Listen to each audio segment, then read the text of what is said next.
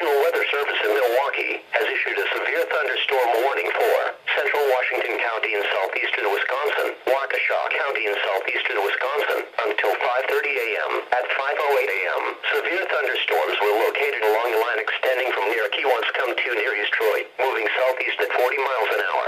Hazard, 60 miles an hour wind gusts. Source, radar indicated. Impact, expect damage to roofs, siding and trees. Locations impacted include Waukesha, New Berlin, Brookfield, Menominee Falls, West Bend, Muskego, Pewaukee, Sussex, Heartland, Aquanigo, Delafield, Jackson,